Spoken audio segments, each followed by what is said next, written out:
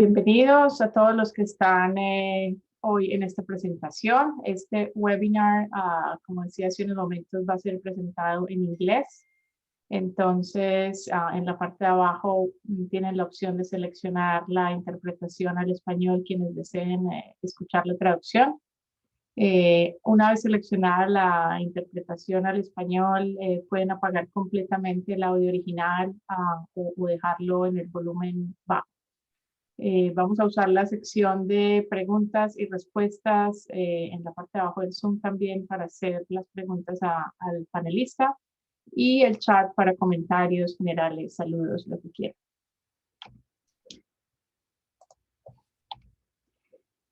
Este evento está presentado por Spanish Speaking Acousticians in the Americas. Somos un capítulo regional de la Acoustical Society of America. La Acoustical Society of America, la ASA, la Sociedad Acústica Americana, tiene como objetivo generar, diseminar, promover el conocimiento de aplicaciones prácticas de la acústica. Es en este momento la asociación acústica más grande internacionalmente. Hace mucho que se ha convertido en una organización realmente internacional y capítulos como el nuestro demuestran el interés de la ASA en aumentar la diversidad. La membresía, para quienes aún no son miembros, tiene muchos beneficios como las publicaciones, asistir a las conferencias con descuento y tiene un costo de $50 para estudiantes, 125 para asociados y para los países en vía de desarrollo hay un precio especial también de $50. Esto es anual. Entonces, a quienes aún no son miembros, los animo a que se hagan miembros. Nuestro capítulo tiene específicamente como objetivo poder vincular estos acústicos hispanohablantes, especialmente en las regiones de Latinoamérica, que trabajan en la acústica y en sonido, con la ASA en general. Y somos el segundo capítulo regional que se establece por fuera de los Estados Unidos. El primero y segundo en Asia, más o menos un año antes que nosotros. Llevamos ya algo más de un año de estar reconocidos y somos en este momento 167 miembros en 18 países. Casi una cuarta parte de los miembros actualmente son estudiantes y tenemos miembros en todas las áreas técnicas que define la ASA, predominantemente acústica arquitectónica, ingeniería y ruido. Esto seguramente debido a que la mayoría de los que estamos actualmente en la junta del capítulo estamos en estas áreas, entonces nos gustaría que quienes están en otras áreas distintas también nos ayuden a invitar gente en áreas de acústica biomédica, oceanografía, música y otras áreas que también nos interesa poder programar actividades para todos. Tenemos una página de Facebook donde tratamos de tener la información actualizada y también una página web. En este momento, los representantes del capítulo somos un grupo de 8. Aquí pueden ver quiénes somos. Para ser miembro del capítulo no hay que ser miembro de la ASA, aunque obviamente los animamos a que lo sean. Y no tenemos actualmente un pago de membresía, simplemente el interés de hacer parte del capítulo, sea solo para asistir a los eventos o para ayudarnos a organizarlos. Siempre estamos dispuestos a recibir nuevas personas en este grupo organizador. Si están interesados, escríbanos, por favor. Los próximos eventos que tenemos ya programados, este mes, 27 de abril, vamos a tener una presentación sobre identificación automática de vibración de herramientas manuales a través de smartwatches comerciales y machine learning. La presentación es por Luis Siccha a las 12 hora Bogotá, Lima, Quito. El 11 de mayo vamos a tener un panel de acústica de restaurantes. Tenemos actualmente 3 presentadores y este también va a ser en el idioma original inglés con traducción simultánea. Y estamos planeando para junio otro panel con personas que están especializadas en el tema de ruido. Así que sigan nuestra programación. Tenemos 3 empresas que nos han apoyado para esta y las charlas que vienen. Queremos reconocer su apoyo.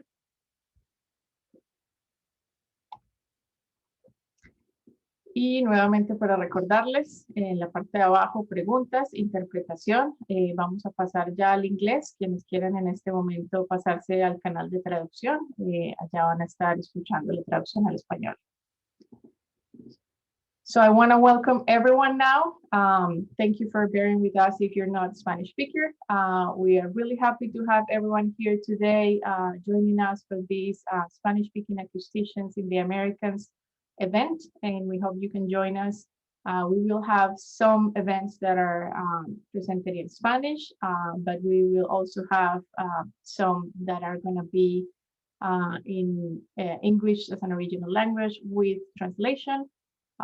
So please check our website, check our Facebook, and join us when you can.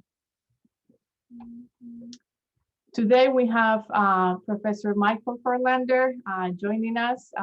It is a pleasure for me to be able to introduce this presenter. I had a pleasure to meet Michael some 14 years ago when I started attending the ASA. I was a doctoral student, but of course he was already a recognized member in the society, not only for his academic contributions, but also for service to the society, and also for being the preferred jazz drummer at the ASA jams. So it's always a pleasure to see him and to hear him speaking. His research has taken him more often into the computer simulation and virtual reality topic. That's what he's going to be talking to us today. Michael is a professor at RWTH University in Aachen, where he's been since 1996. He has served as president of the European Society, president of the ICA. He's currently nominated as the president-elect of the ASA as well, where he's a fellow.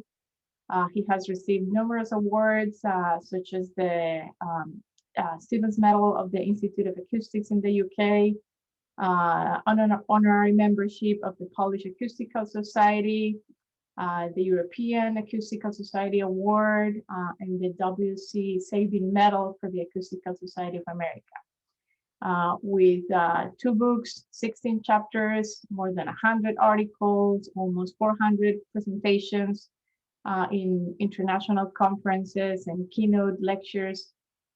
He's someone that is gonna help us understand the topic of virtual acoustics, and we're really happy to have him here. So I'll stop sharing my screen and pass it on to you, Michael.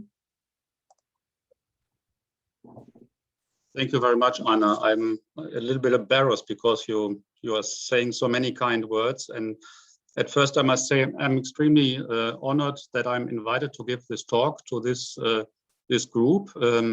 Actually, I must confess that I didn't know all the activities of the Spanish-speaking acousticians in the ASA, and I'm very happy to learn more about what all you do.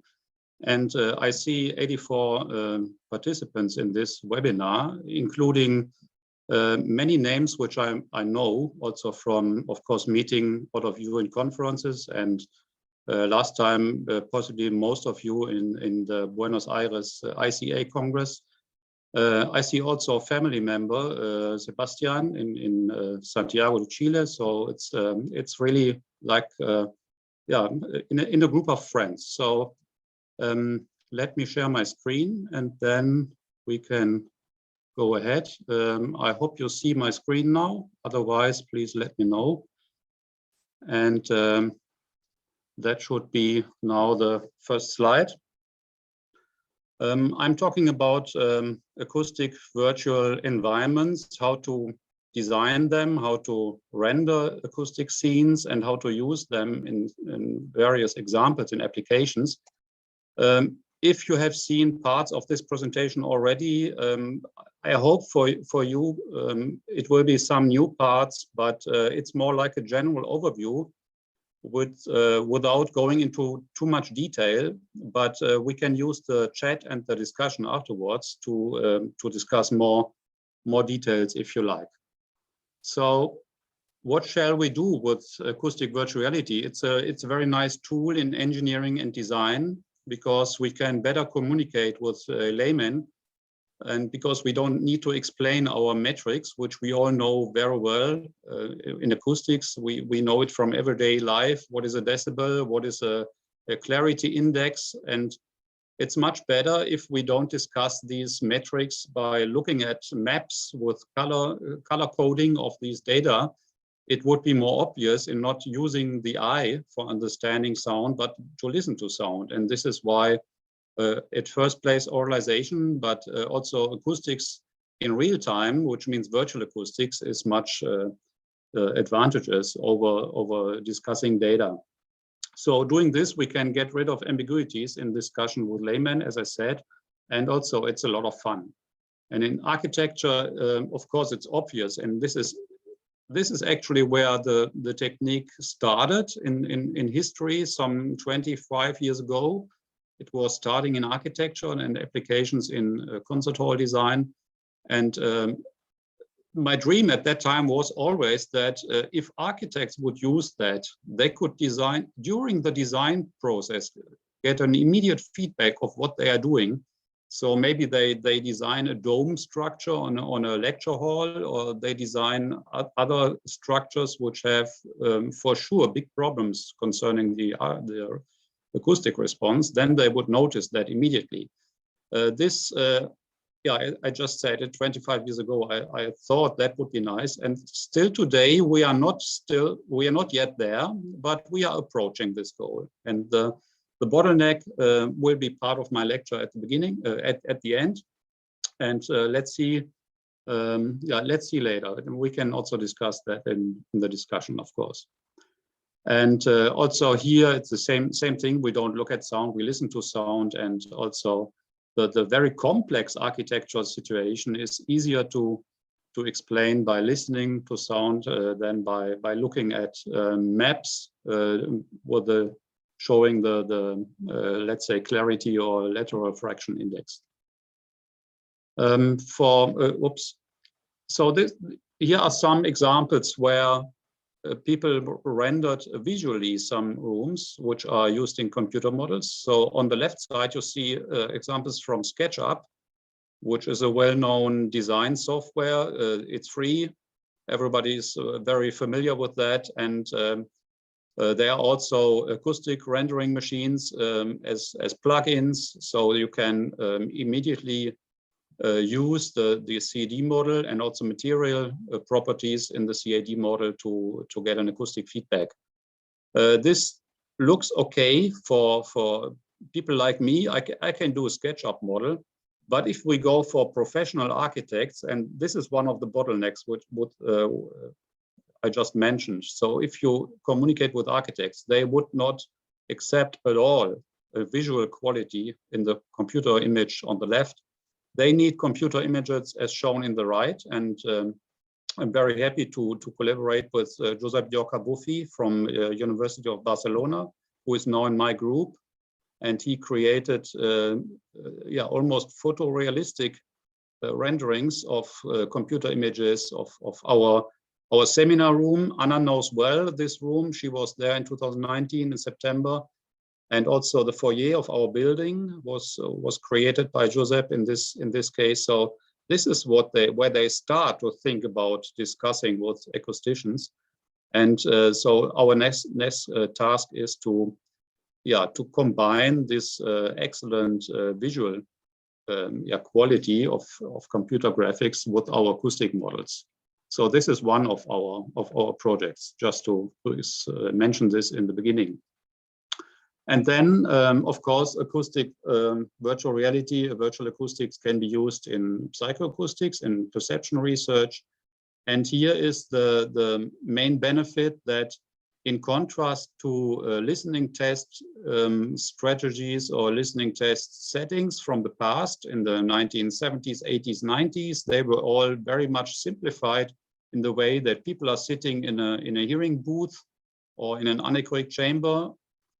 And then there's a specific setting of loudspeakers around them. And with this, you can investigate speech in noise and all this perception and binaural masking effects, just to give you some examples.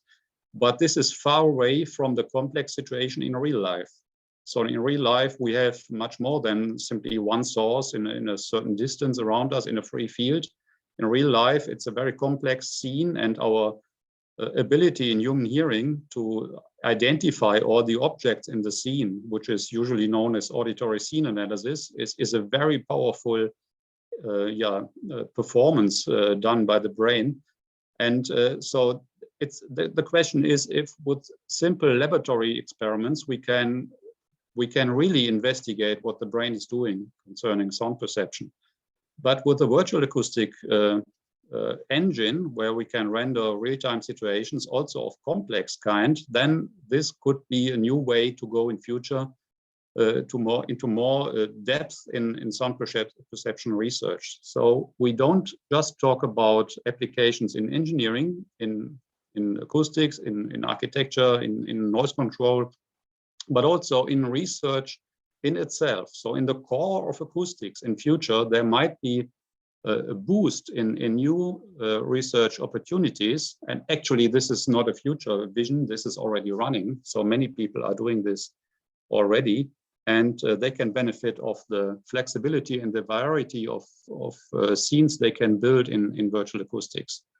So after this little bit longer introduction, I think we skipped that. There's some examples where a real person, this guy is communicating with this person, and they can do this in an interactive scene. Also, same here when they are together in the cave. But not to lose too much time, I will be a little more quicker at that point. And I hope you are now convinced that virtual acoustics is useful. And this is actually only the start of my presentation. And we see the content here and the overview. I'm introducing virtual acoustics concerning the components of computer simulation, signal processing, and 3D audio technology. And at the end, we will discuss some examples. They are related to noise effects, noise control, hearing research, but also some fun examples in the end. Okay, this is our picture, which you may have seen before, maybe in my plenary talk in Buenos Aires in 2016. So it contains the 3 blocks of source, sound propagation, and receiver. And the mapping of this concept, where we can talk about possibly theoretical acoustics, dealing with source models and then propagation models. And this is part of audio engineering. This is fine so far at the source receiver model, which is used in acoustics at many fields, in many technical areas. But the point in virtual acoustics is that this is mapped on a signal processing domain, which is shown below. Of course, this mapping is in principle straightforward, but there are many problems in between, because what basically is not fulfilled usually is the linear time invariant prerequisite, the LTI system approach, where we are allowed to do convolution.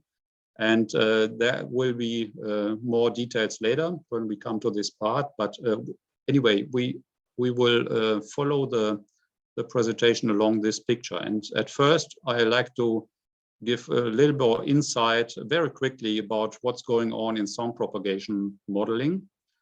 This all started, as I said, in the 90s, in the 80s, even with the first ray tracing algorithms, which can be separated into 2 groups.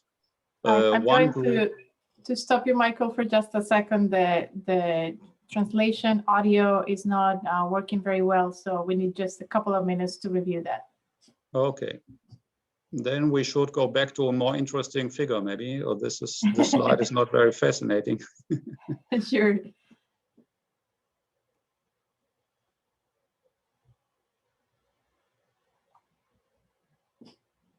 Am I talking too quick, or was it another problem? No, I think it's the audio quality that is the issue. It's not the speed.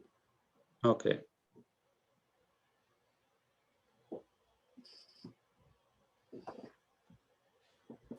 Anyway, what about timing? Is it okay if I talk? Some 55 minutes?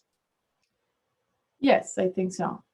Okay, then I don't put need to speed up that much. A few minutes at the end for some questions then.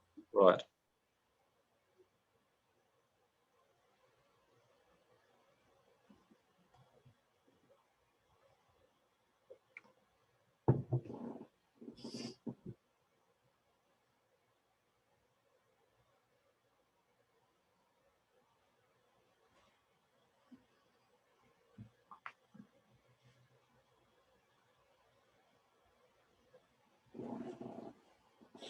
For a little break, we can sing a song, or what shall we do? How's the baby, Anna? He's very well, almost 6 months. Okay, that sounds good.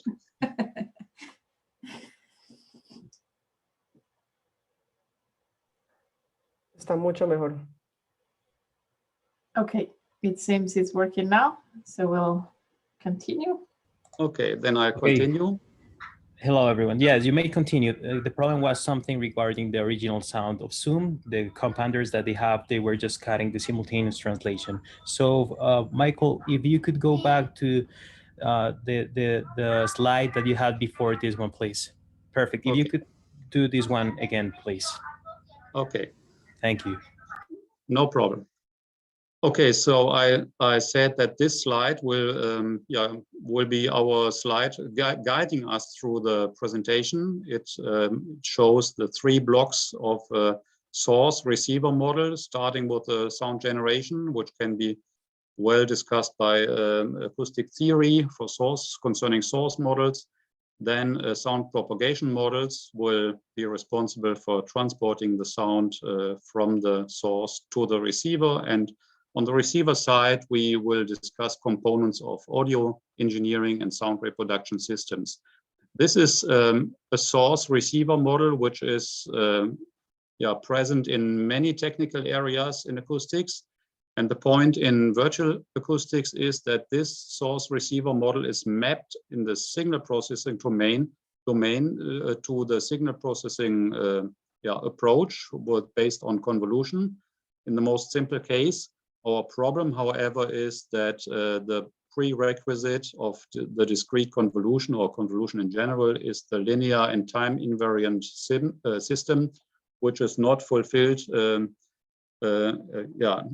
all the cases, and we will come back to this problem later in this talk. We will focus at first on sound propagation models, and I like to discuss the historic background at first. So as I said, in the 1980s, 1990s, the first ray tracing algorithms were created basically in room acoustic applications, and they can be grouped into 2 categories. One is doing nothing but finding image sources, although not the strict image source construction method is applied, but a ray tracing or beam or cone tracing method is applied. They are basically all the same. They are just, I would say, dialects of the same language. And so if people follow the rays by using a cone approach or a mathematical beam approach, this doesn't make a big difference. But a very big difference is between this category and the other category, because this is the classical ray tracing method, which is not finding image sources, but which is representing the sound propagation with using particles or rays. So it refers very much to the physical principle of wave-particle dualism, which is also present in quantum physics and in optics. And in this way, it is representing the sound propagation over these straight lines. And in the end, it was found that for the early responses in room acoustics and for the late responses, the categories are very useful. The early response predominantly by using cone tracing, beam tracing, and late response by the classical ray tracing approach based on stochastic methods. You could also replace them, of course, the early response by the classical image source construction method, and for the late response also radiosity-based approaches can be used, and this also illustrates that the geometrical construction with a nominally exact determination of angles and distances based on geometry is the guiding or the leading algorithm approach. And for the late response, it's more like a stochastic approach. And there's a reason for that. And the reason is diffuse reflection, or better to say scattering at surfaces. And also what we learned in the 90s is that even in a perfect rectangular room with flat surfaces, there is no specular reflections after the third or fourth, or maybe after even the second order reflection, because we have a lot of diffraction at edges. We have irregularities on the walls anyhow, and then this is the reason for splitting up all the energy from the specular paths to more or less stochastic behavior in the scattered part. And this happens in time, and this is the reason why the early response is well suited to be calculated with using the image source approach, because this is a purely specular method, or fully specular reflection based method, while the later response is more like a stochastic thing. So this is where the sound propagation models came from, and every software which you buy today does more or less a combination of the two.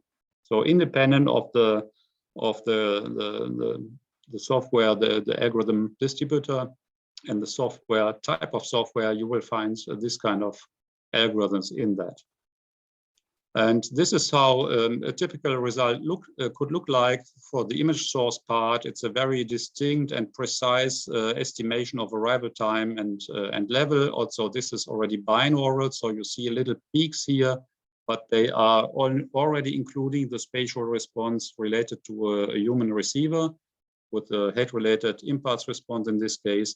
But in the same time, some energy is loaded into the blue part, which is the stochastic part, which looks like noise.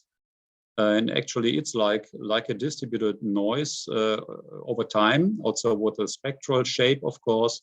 And this is done with the ray tracing part. So this is nothing new. Today, we find all the hybrid methods combining the two, and this is very well established. No need to discuss more about that.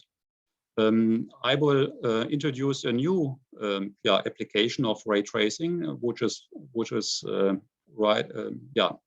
interesting right now, and this is ray tracing in the atmosphere.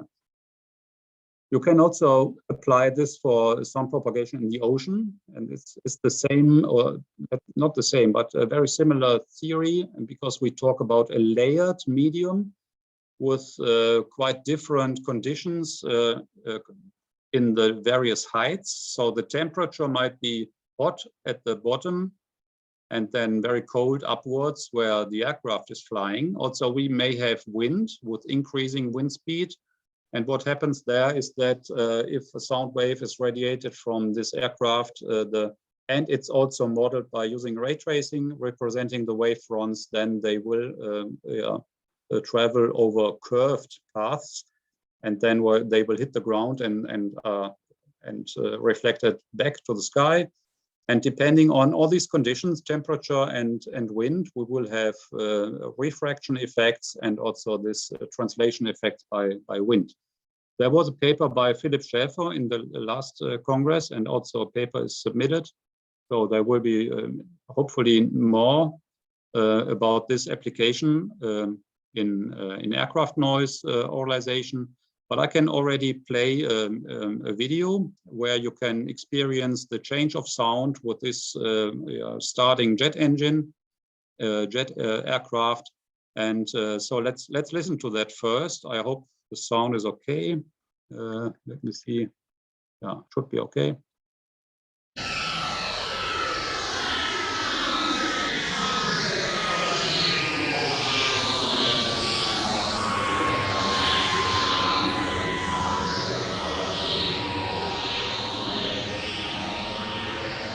I think that's. I hope you could listen to the sound. Otherwise, let me know.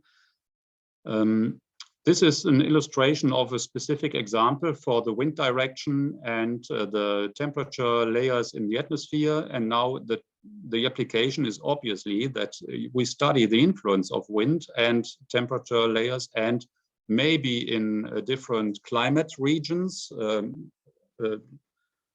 For example, there are data in the meteorological databases, also GIS data in different regions in the world, and then we can compare this impact of the weather on aircraft noise, and possibly you can also predict or calculate for a certain region, for an airport in a certain place, and what's the difference between springtime and fall time, and then use this information for better strategies for noise control and also for noise monitoring, and maybe penalties, financial penalties on the airlines where they have to compensate for the noise effects.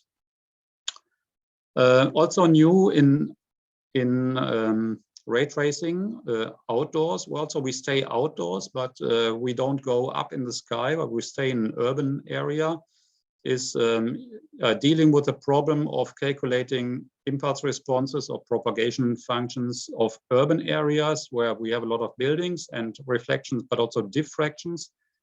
And for this this is actually new work just published last week about the image edge model, which is an extension of the image source model, including diffraction edges, where we can consider secondary sources which are responsible for that this receiver, for example, R, can listen contribution from that source, although this is not visible. If it's not visible, there is no direct sound connection, including specular reflections, but it's only audible, visible / audible through edges. And for this, the edge. So just roughly or just summarized, ray tracing is not an old thing. It still has a lot of potential in getting some insight or some results for cases which were not studied in the past so well as in room acoustics, and there is much fewer work done in urban environments. There's some contributions from gaming industry, and for sure that's also very important. And for aircraft noise, there was not very much at all. And the big advantage for this approach, ray tracing, is still that it's by orders of magnitude quicker than any other method. So any other method with parabolic equations and all this is much more heavy in computing, and we need quick computation, as you will see also in a minute. So this is the picture with second order of diffraction, and we are still in a 10 millisecond range, maybe 10-20 millisecond range. And for third and fourth order, it's too slow for sure, but this is a log scale, so this looks extremely distorted then in this case. But this is already 100 seconds, so we can forget about that. But with the second order, we are still in a 10 or so millisecond range, which is quite okay for virtual acoustics. Yeah, that was the overview, the introduction of this model. And of course, we can further increase the speed of computation if we just calculate the relevant paths. And what is relevant, we don't know yet. So the question is, what is audible? Is this impulse response of an outdoor path, including 2,550 paths of combinations of specular and reflections and diffractions, 2,550, and here we have only 37, which means it's a tremendous speed up. The question is, if people are listening to this one, we don't know yet if this is or if this as an intermediate solution, 42 path, if masking, temporal masking is helping us in using this impulse response in contrast to that one, because we can usually, at least for continuous noise, we can forget about these later contributions of less energy. So this is following next. Another problem in this case is that we don't have benchmark cases, which means we don't know exactly if all the paths are correct and relevant at all, because in a complex situation in a city, you should do a measurement for benchmarking, but this is hardly possible, right? So we cannot simply empty all the city roads from cars and then do measurements there. So another example for what's up in sound propagation models is virtual building acoustics. This again is our building in a SketchUp representation. And also we can, of course, forget about the right side. It's I cannot explain all this. But this is about sound transmission in a building. So from a source through a wall to a receiver, including the sound transmission at the direct partition, but also flanking paths are considered. And in this way, the model is separated into rays or energy hitting a wall. Then the energy is received by secondary elements, which are called patches in our case. So we have a transmission from the source via transfer function to the wall patch, or the wall as a whole is a patch. Then it is transmitted through a sound reduction index, either for flanking transmission or for direct transmission. It's with this, it's transported concerning the energy or the transmission factor. This is the transmission coefficient, all these taus here, right? To the other side. And from there, it is radiated, the energy is radiated to the receiver. And with this, you can also do this in an approach where we have a binaural model in the end. So we can also use the receiver position and its orientation concerning the walls or the secondary sources. So we can even maybe notice where the sound comes from, if there's more sound transmitted from the direct wall compared with the flanking wall. And here we see one example for this building facade. This is one room in the first floor, or in the second floor, better say. And this is the sound transmission curves, or in this case, the standardized sound level difference, how it's called. So standardized sound level difference according to ISO 140.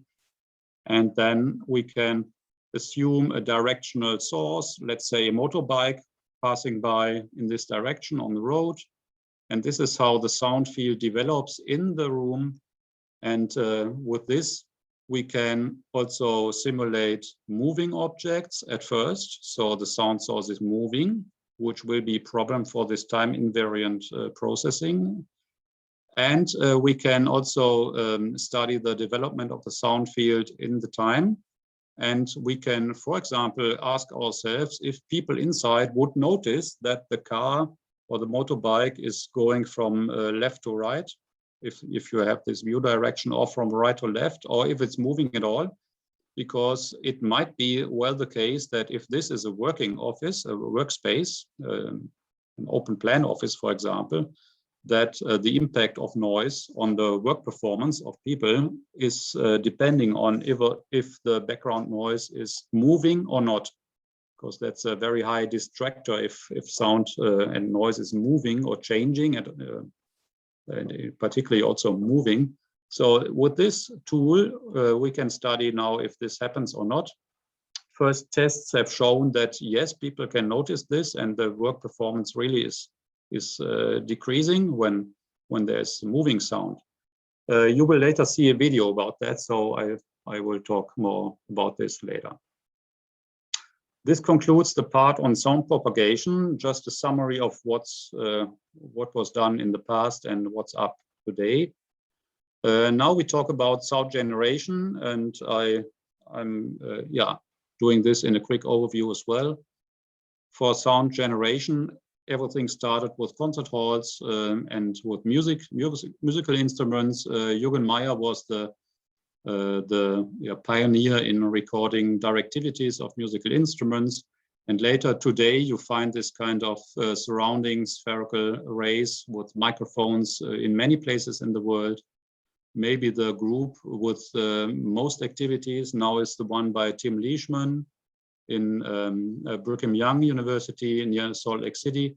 And this is what we installed in our anechoic chamber some time ago.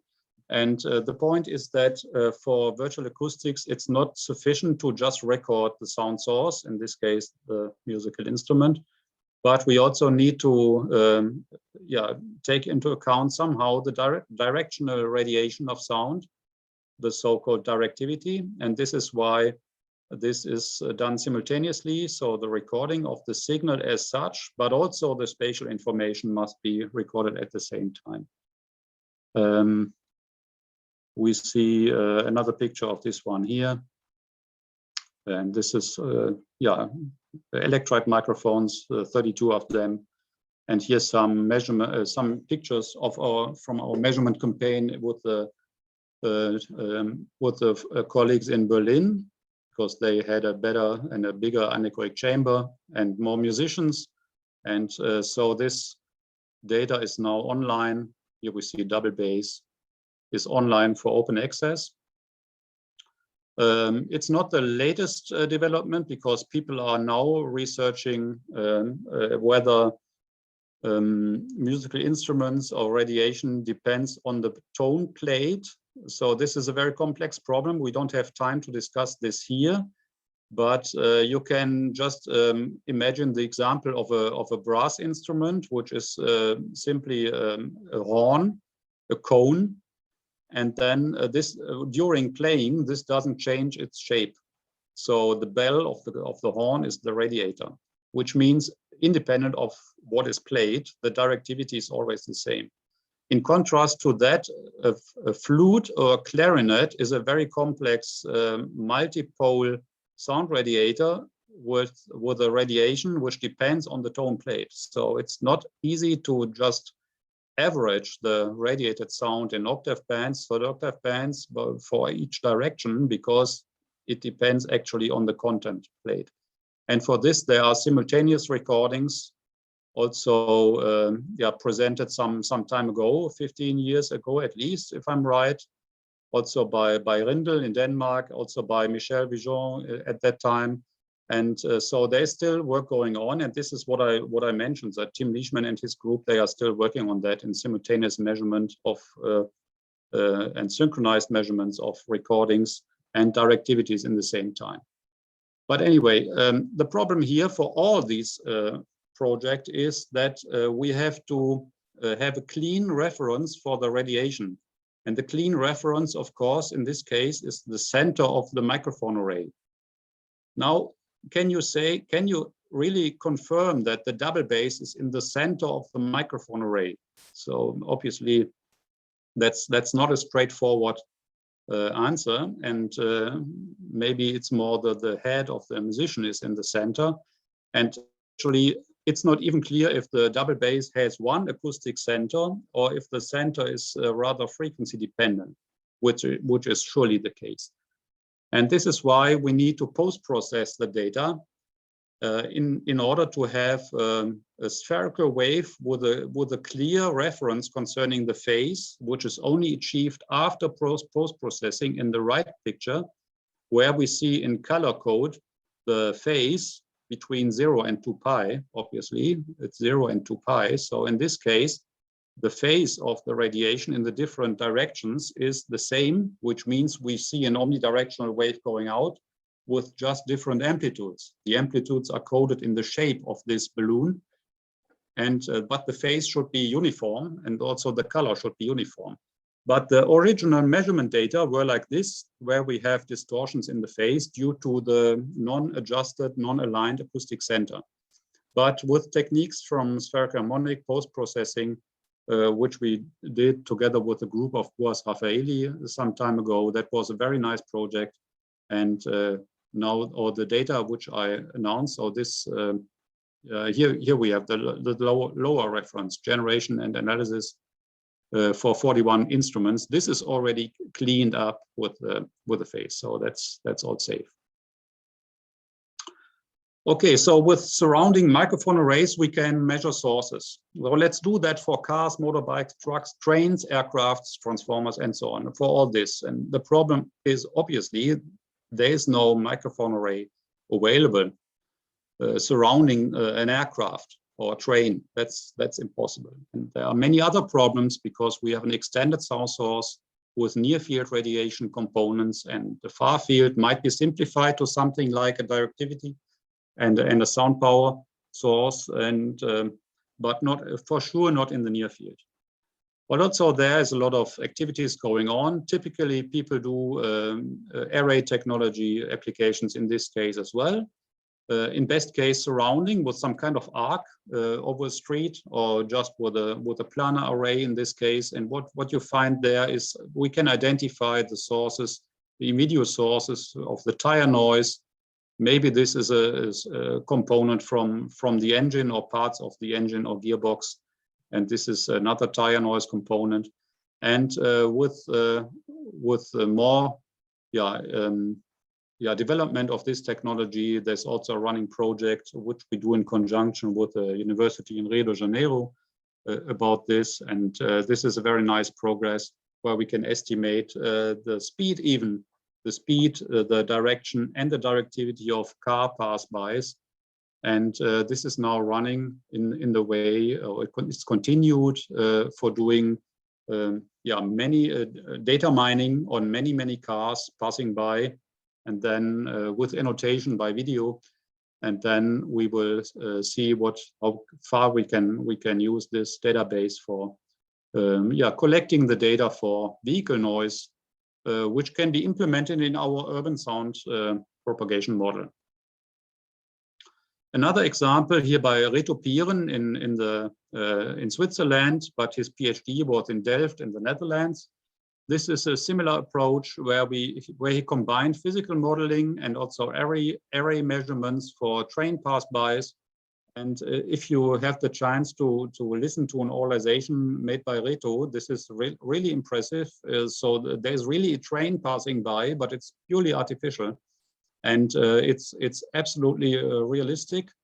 And so the next extension will be to use more train types like freight train, high-speed trains, and local trains and so on, in order to collect also this data. Which means in our urban sound propagation model, we can have a train line and a street, because now we have both sources, and we even do have aircraft. So noise situation for all these transportation systems is more and more approaching to be complete concerning all the different types of noise sources in an urban environment. That's my final example from concerning sources. Also, an aircraft and jet cannot be placed in a surrounding microphone array. So what's done here is that we try to calculate the jet by using computational fluid dynamics. It's not we, of course, but experts who can do this. They will send us the data on surrounding spheres, on concerning particle velocity and sound pressure. With this, in a 20-meter surrounding sphere, we can maybe also introduce, the sphere is like that. It's just around the jet geometry, some 1 or 2 meters diameter. And with this, we can calculate the reflection and diffraction at the wings and fuselage and all that. And from that, we can estimate in 20-meter distance the far field radiation. From there on, we can start again with our ray tracing for the atmosphere, for example.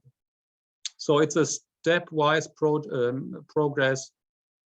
process from a very high load and very expensive computational methods like CFD, and then it ends up with rays where we have the speed of all these computations in order to arrive at a real-time performance. This was done already comparing the classical mounting of the jet of the engine below the wing, or the so-called engine over wing aircraft, in comparison with that. And we already have shown that we can reduce sharpness and loudness significantly. This is obvious because it's shielded. the aircraft noise, and the primary source is shielded by using the wings as a barrier, so to say. Right, so that's what's up in sources. That finishes this part, and then finally we move to the sound reproduction. This is basically the same as I presented some time ago already.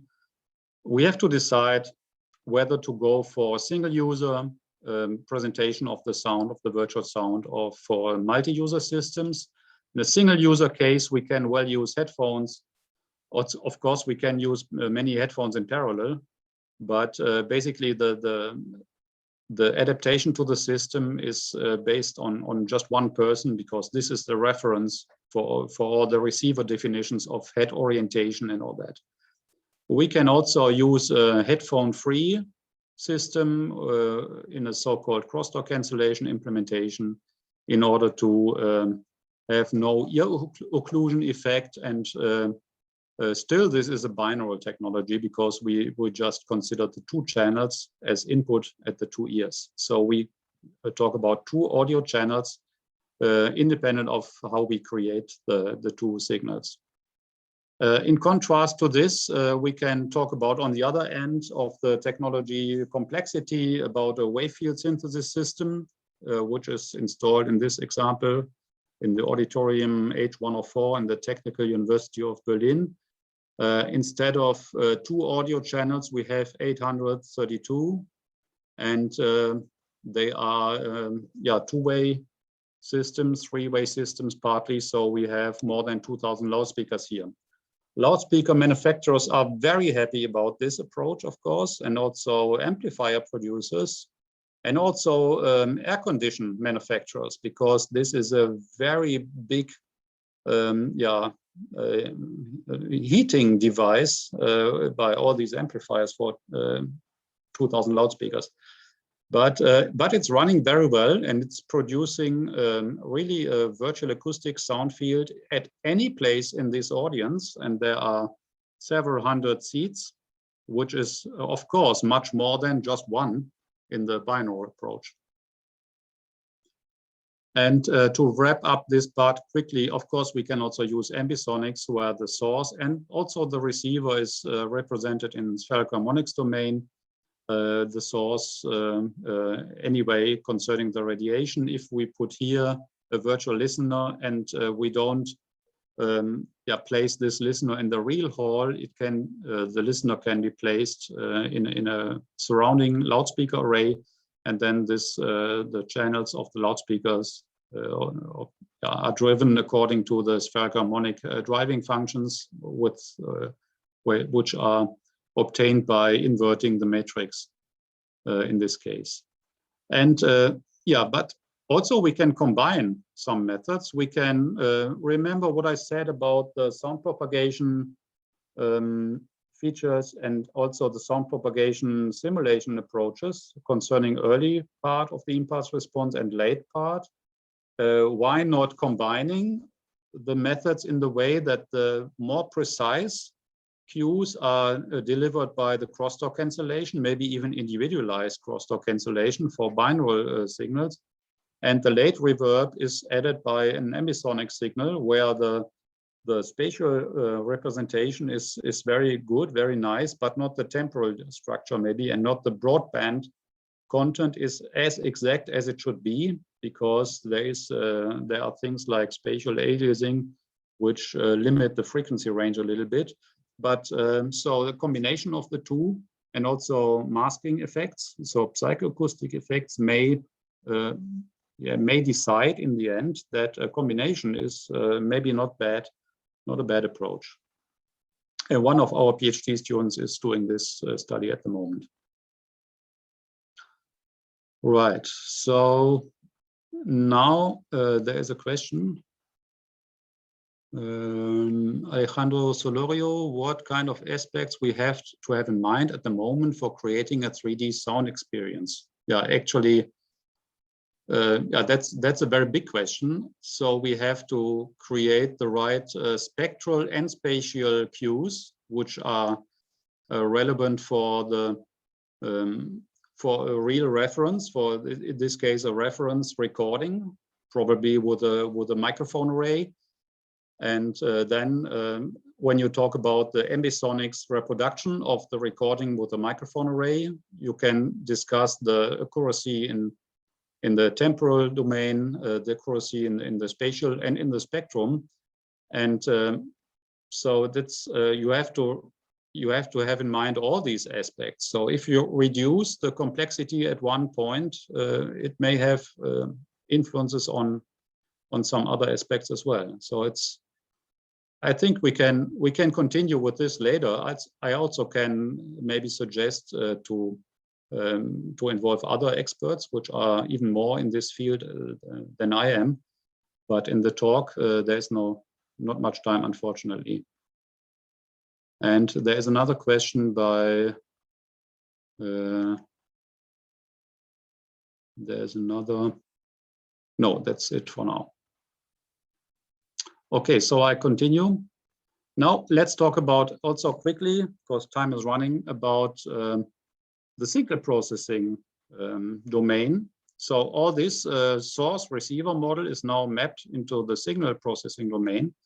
And here we have to perform a convolution, and possibly a convolution with changing filters, which means, remember the example where the sound source, a car or motorbike on the road was moving, and maybe also the listener can move, which means all the references of the impulse responses concerning distances and orientation with angles and all that may change during our simulation. This means the filters may be changing. Also, the audio stream may be unknown. It might be even the audio stream which is created by the user himself, herself, which might be a musical instrument or a voice. So the system does not know the audio stream. This means we have to deal with an unknown, per se unknown audio stream, which is just flowing. And we have to process by convolution this very quickly. And this needs to be done with low input to output latency, which means when I would talk or speak in my virtual environment, I should get the feedback immediately and not after half a second or so. That would create a terrible echo, which we might have experienced now through Zoom. But fortunately, everybody's muted. But that would be a repetition of our own voice after too long time, which is simply, a catastrophe. So we need low input-output latency, but still we have long filters. Let's say in a room acoustic situation, several seconds. Also in an urban situation with propagation paths over several hundred meters, it might be easily a second or so as a filter length. And for this, fortunately, already you see Bill Gardner, you see Lauri Savioja and others working on convolution concepts. Recently, Frank Wefers with block-based segmented convolution with several strategies to reduce the latency. So this is all available also, and we can now apply this. So we have seen all the three components: source description, source models, sound propagation theory, and reproduction methods, which we just borrow from audio engineering. And they are now here. If we like to arrive at what is called a virtual auditory display or acoustic virtual reality, we shall put that all together with the prerequisite of it needs to be real time, it needs to be multimodal, and it needs to be interactive.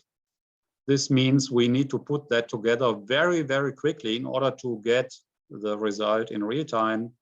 And multimodal, which means preferably in auditory-visual representations where we can see and hear at the same time, maybe also with tactile or haptic feedback.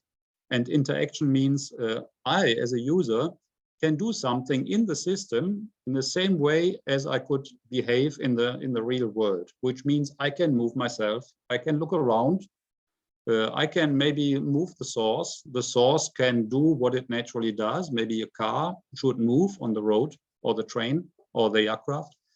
And all this needs to be convolved. Remember the last picture with this data flow, the audio signal flow in real time.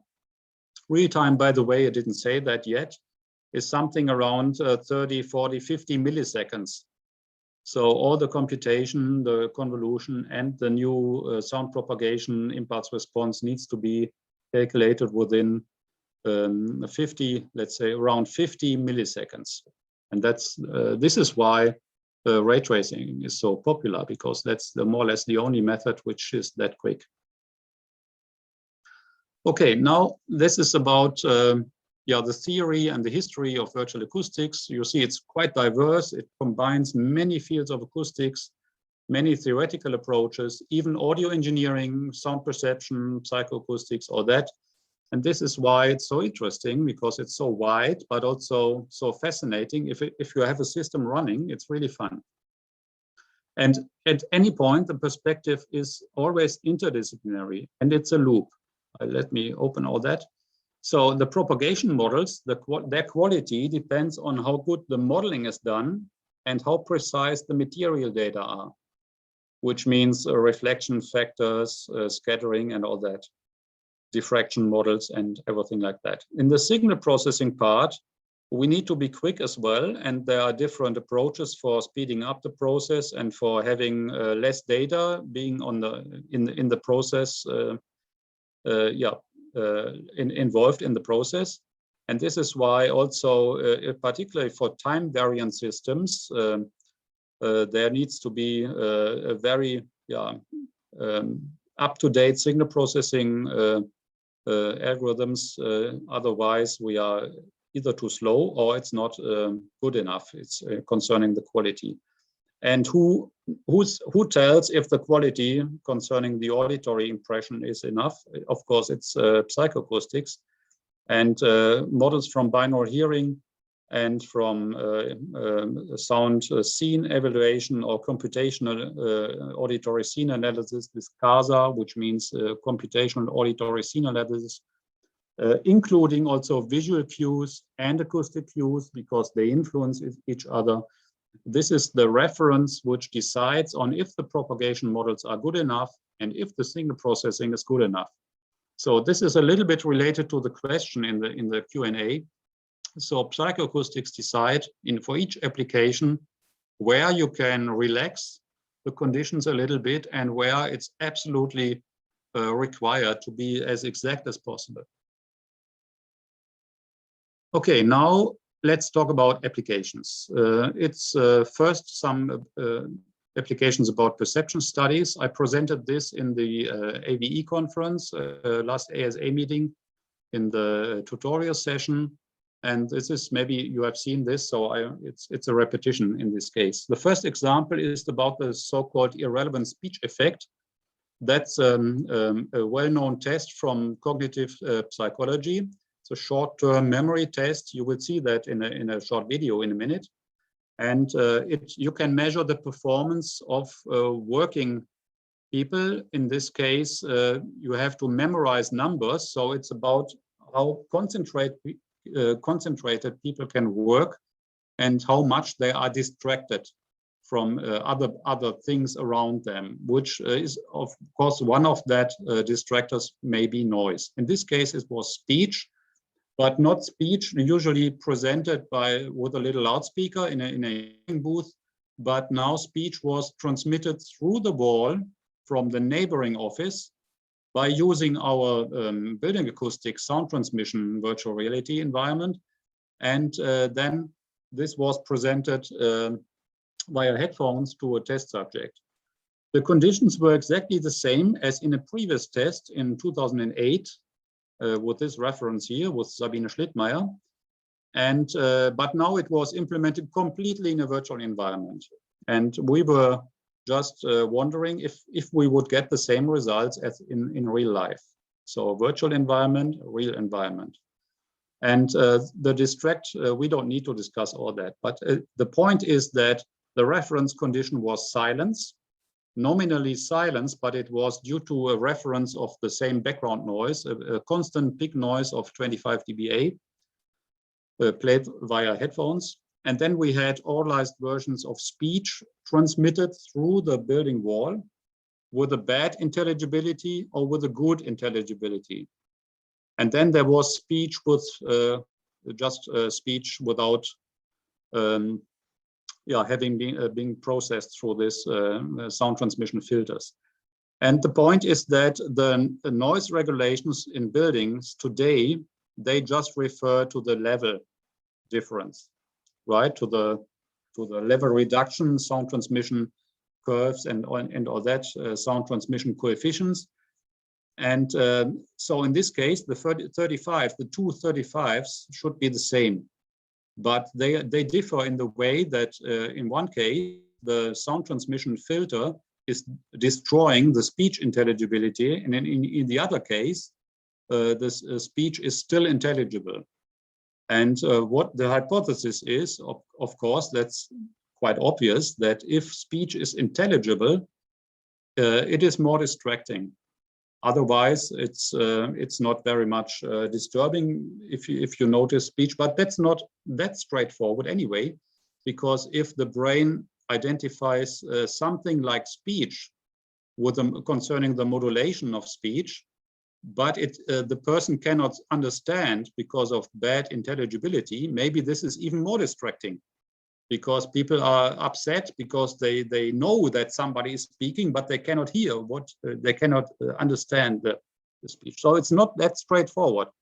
Anyway, the result was that this is the worst condition with a good intelligibility of 35 dBA oralized speech. And so let's play the video now. This is a very low level because of speech is transmitted through a wall. If you have good headphones, raise the volume for this demonstration. Otherwise, you can find this video also on our website, and I will give you the link later. And it's really hard, also hard in producing this example, because it's a very low and extremely low pass signal, which is obvious because the speech came from the neighbor's room. So let's play that. The sound is not starting from the beginning, but the sound is added. It's indicated in the video. So don't be disappointed when there's no sound in the beginning.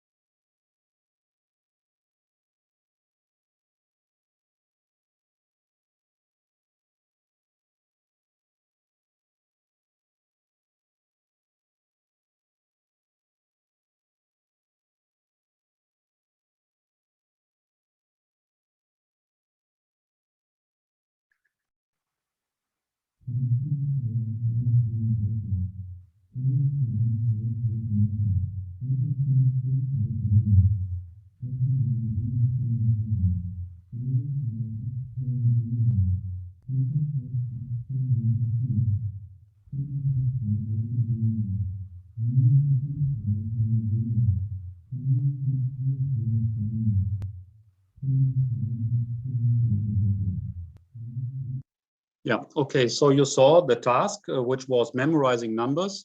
And then in the end, the test subject should pick the numbers like phone numbers on this little display. And then it's measured at first the reaction time, and secondly, the error rate. And the results are shown here.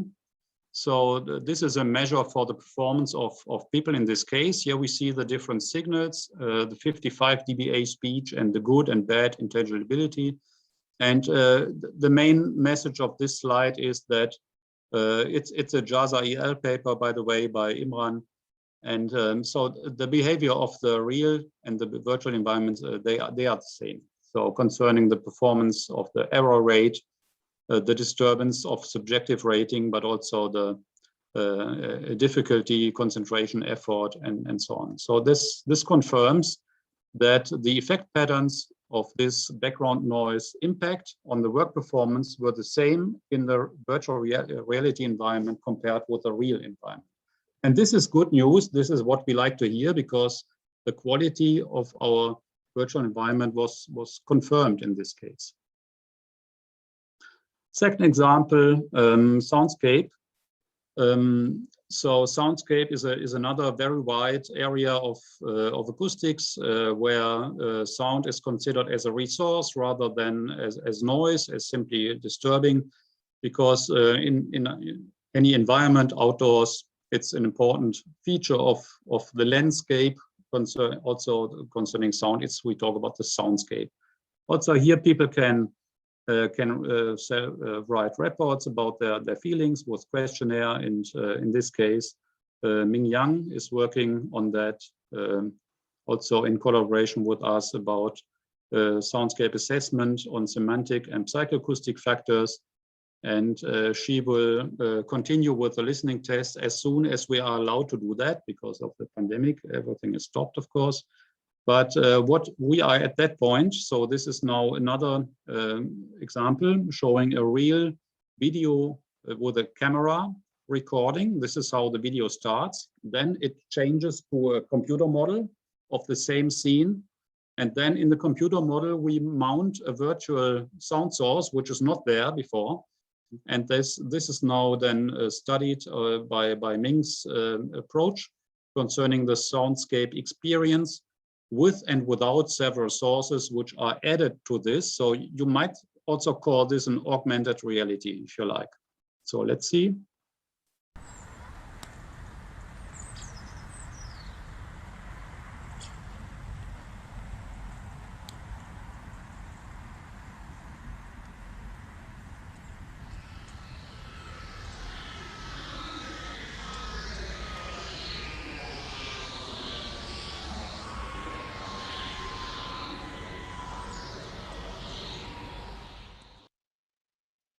So this is just a starting point. We will also add more buildings in the next steps of the research, add more sources, and then see how the responses of the humans are depending on the specific environments.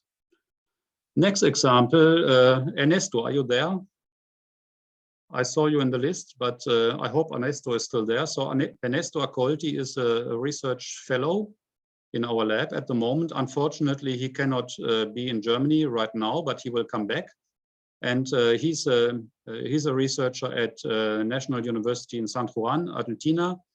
And he is doing tests on alignment of musicians. And the question is, on the stage where they play together, how are they playing together? So the interaction between the musicians, synchronization and all that, and easiness of ensemble play is investigated, but also how do they respond to the acoustic situations on the stage at first, or also in the room.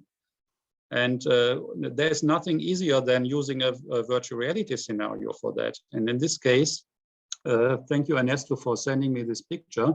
So they are all listening through headphones over the virtual acoustics, which is doing all the room acoustic part, the stage and all the reflections and all that. And every musician has his own virtual acoustic environment. And the music production, in this case, violin, actually in Ernesto's test, it will be guitar, is recorded with a close by microphone. And then this is also fed into the room. So every musician hears his own instrument through open headphones, then the own instrument feedback through the room, through this channel, and the other instrument playing with this person also in this virtual environment. So these wires look a little confusing, but it's not. So it's just as in the real case that everybody hears the direct sound, the sound from the room, and the sound of the fellow musicians. And with this scenario, there will be an experiment, listening and playing experiment, and we can then measure in the way how they play. And this is postponed due to the pandemic. But this is the settings, so we can discuss absorptive, reflective, diffusive stages and all the impact of that. And here's the reference to Ernesto. And okay, so let's move to the fun part, because it's already quite late. So if you like to read more about that, there is an article in Acoustics Today, which you find here. Should be popping up. Yeah, here we go. So this is Acoustics Today, but you will find it if you open Acoustics Today in the ASA website, and then you can find this. And there are some pictures. There are also other pictures, but most of them are already known. Also, the theory is the same. Here you see, remember this picture with the surrounding microphone array. And there are some other examples. This is from the Montreux Jazz Festival, also a nice example. And many links also here to this Spanish church, which might be also interesting for you. And with these links, you can also get to some other demos and other videos. But let's now, let's have a look at this, but very quickly. This is our website. For those who wonder why the name of the institute is now with an H. So actually we changed our name. So don't be confused. This is the new name, but everything you find with ITA is still there. So it's nothing lost. And this is our website for this part under research, technical acoustics, research areas. And here you can read more and find more demos, but let's focus on 3 more examples. First one is an interactive scene in a park, which was created by a student in his thesis work. Oops, here we are. So with a head-mounted display, he's now in his own world, looking around. No.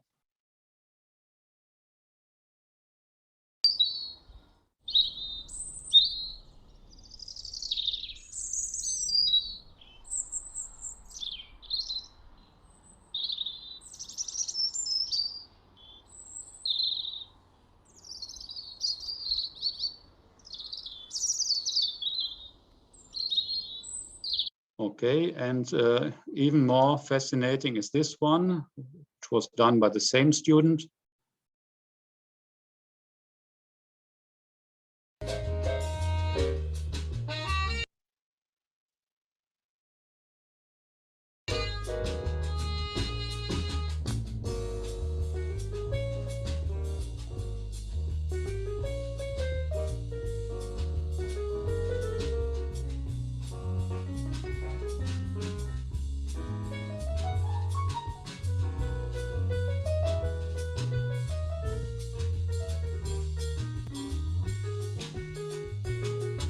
Sound is played by this Ambisonics system. He doesn't have headphones. You see this here. So, but the sound is presented by the loudspeaker array.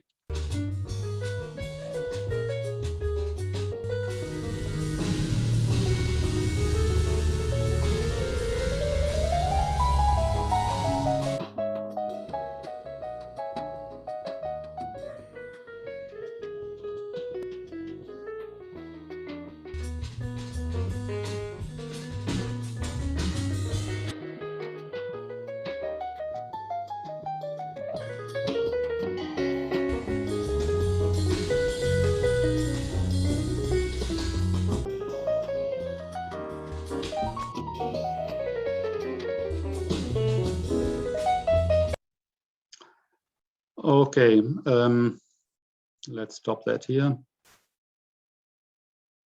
And the final one is this one, which is actually part of our new research activities, concentrating on interaction with virtual humans.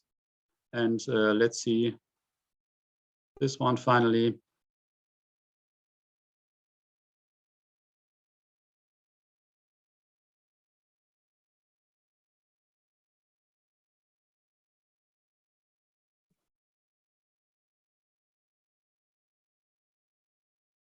I am speaking with an omnidirectional directivity.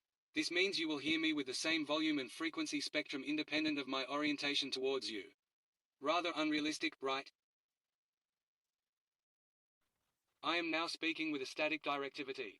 This means my orientation towards you has an influence on the auralization of my voice. This is much closer to how you perceive speech in reality.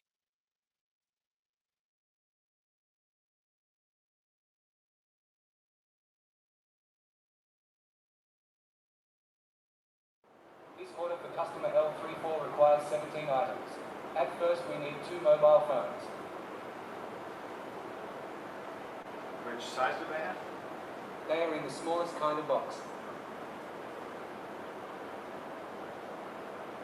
In which shelf do I have to look? There should be plenty of these boxes in shelf 5.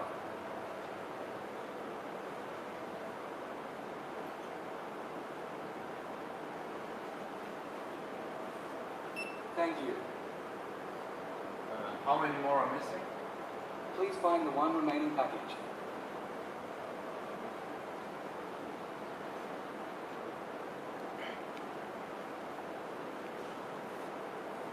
Thanks.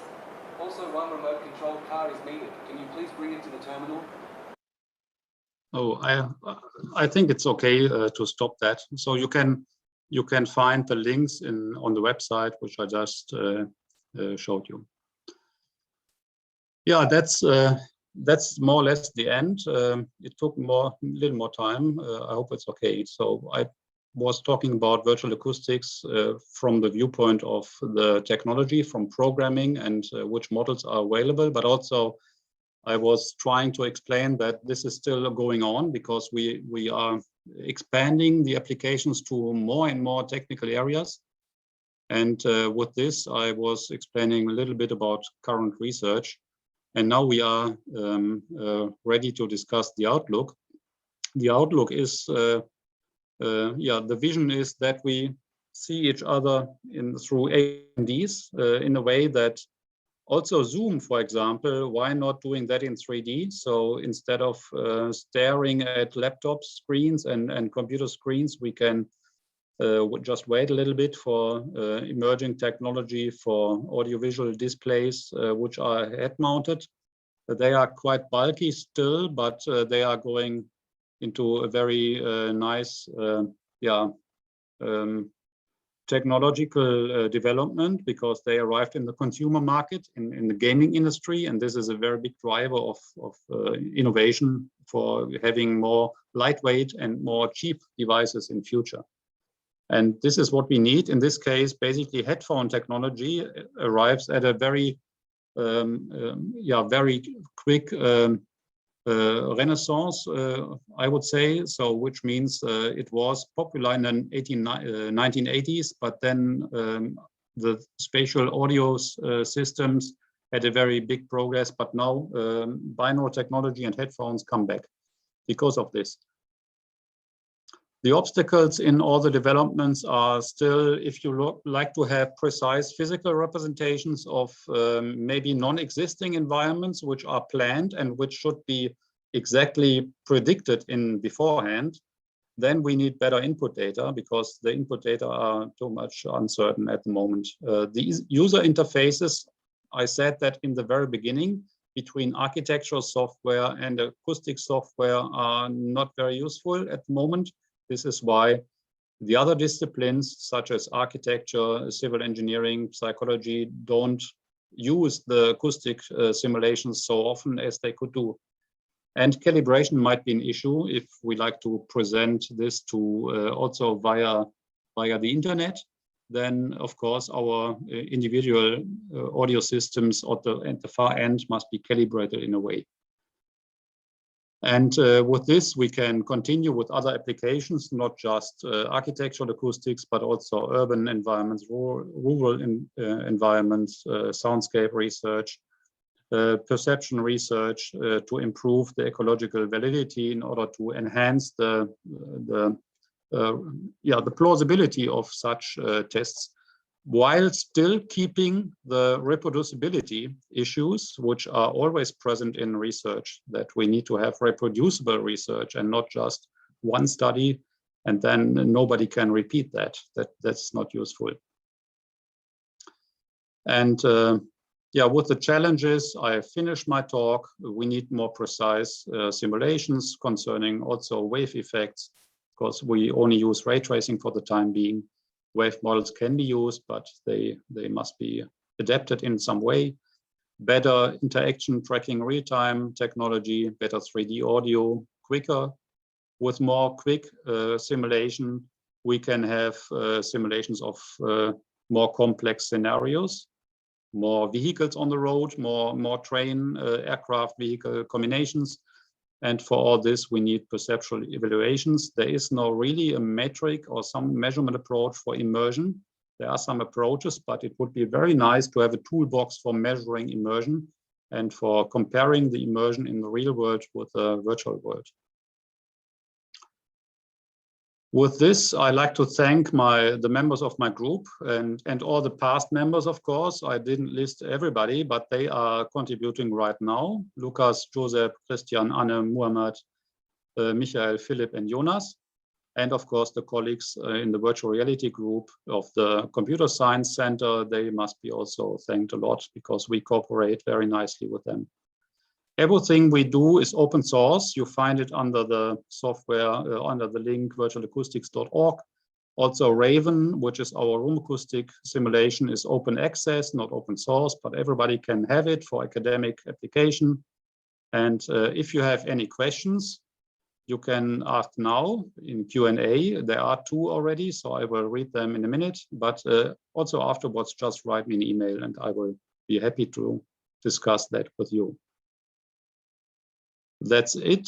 And I see that Gustavo Basso raised the hand, and then there are some other questions, but Gustavo was first, I think.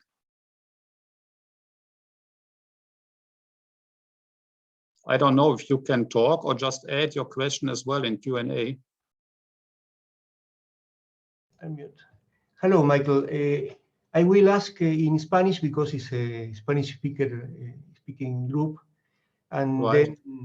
then, how close is the virtual simulation in case of music auditoriums? You can perceive the difference between a hall and 2 positions in the same hall, for example.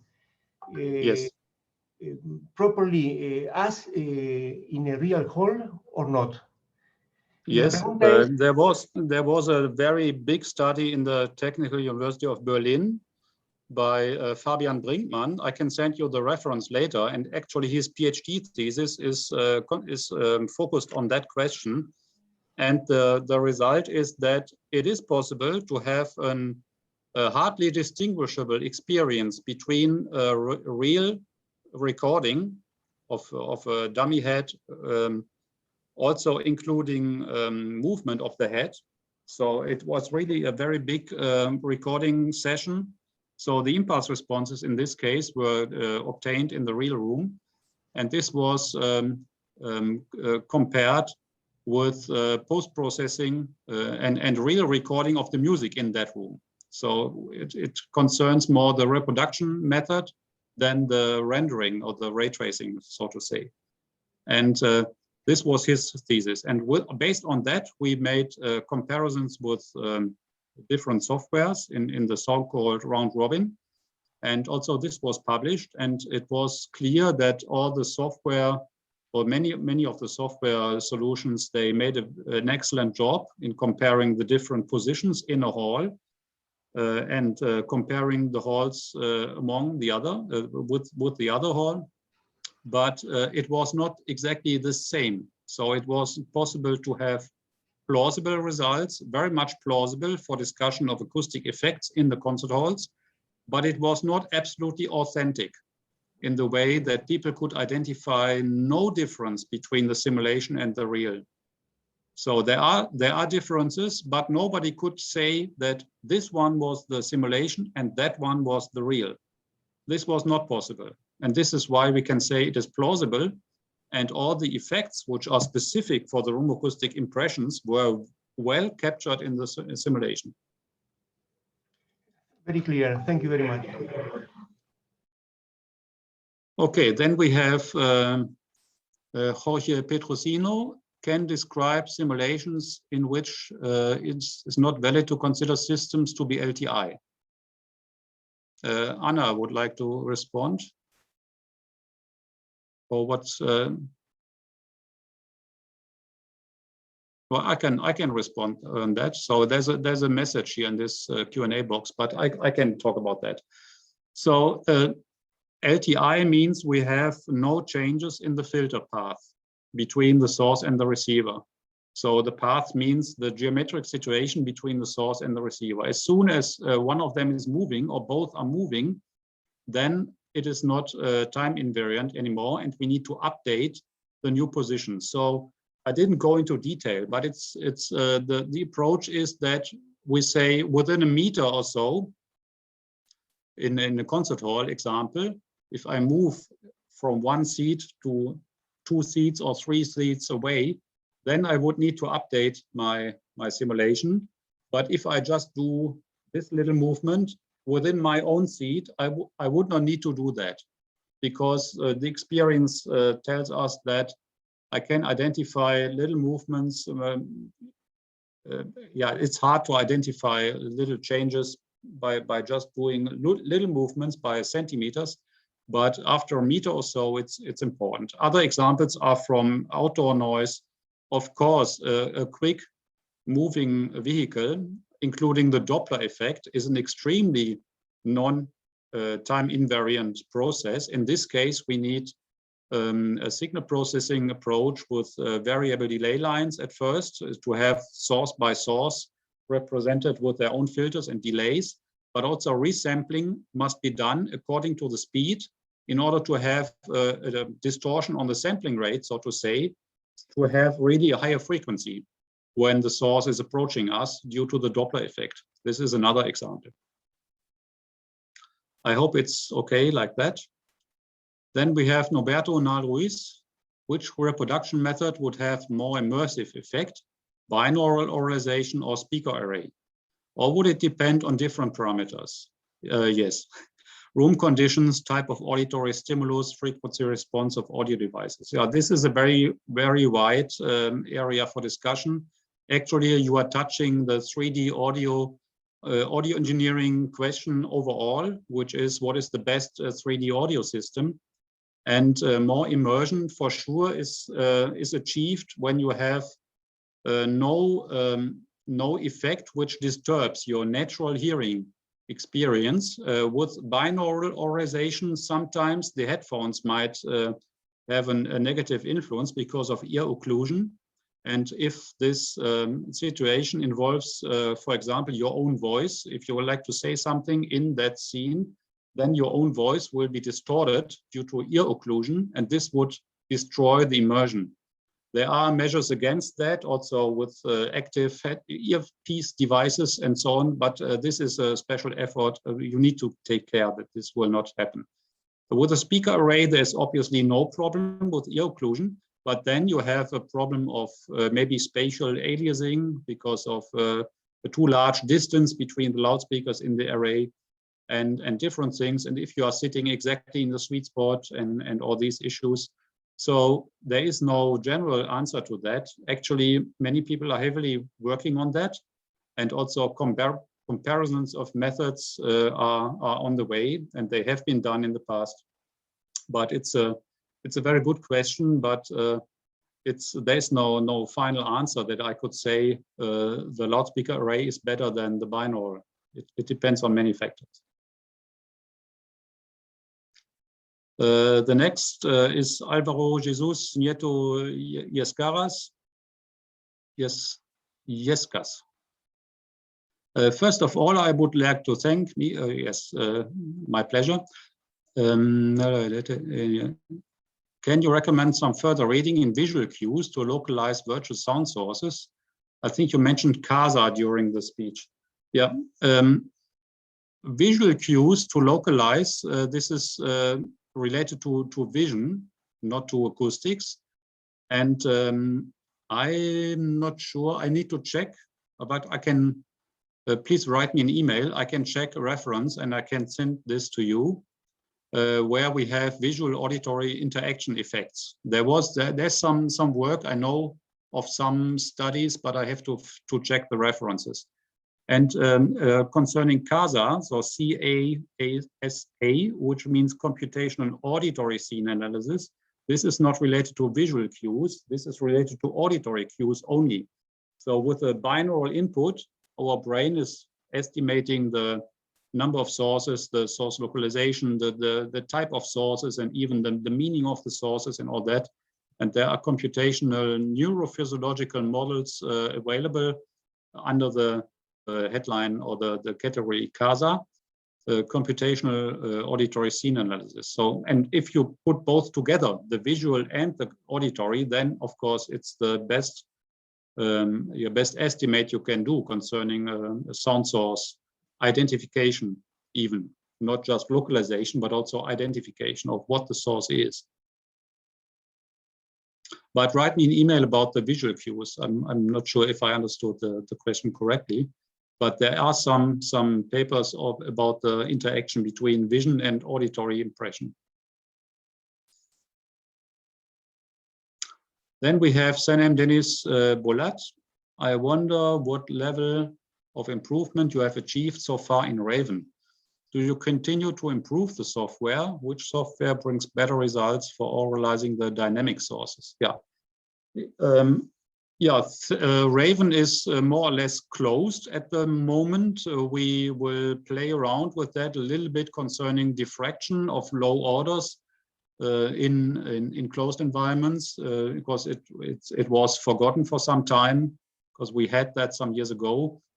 Still, Raven will be maintained also in the next years, and it will be for open access for everybody in research and education. And so it's not improved as such, because the algorithm is, as I said, more or less finished, but we will improve the interfaces to architecture software, such as Rhino and other software, because the bottleneck is that people from other disciplines than acoustics don't like to use that, because it's only related to SketchUp as a plugin at the moment, but not to what they are used to apply, which is Rhino and similar software. And which software brings better results for oralizing dynamic sources? For dynamic sources, we go for another software, which is Virtual Acoustics. Actually, I should explain more. So if you watch for virtual acoustic references on our website, you will find www.virtualacoustics.org. So this is the open source environment which can deal with real-time convolution of sources, which can also move. So in this case, this is what the student applied in his video for the sources in this virtual environment, with this park scene where the birds were singing in the trees. So you don't need Raven for that. This is all done by Virtual Acoustics. As soon as a room response is required, Virtual Acoustics calls Raven to calculate an impulse response, and Raven sends it back quickly. So Virtual Acoustics can also deal with room acoustic conditions. But the main concept is independent of room acoustics. It's basically dealing with real-time convolution of source and receiver situations, which are all tracked, which means they can move.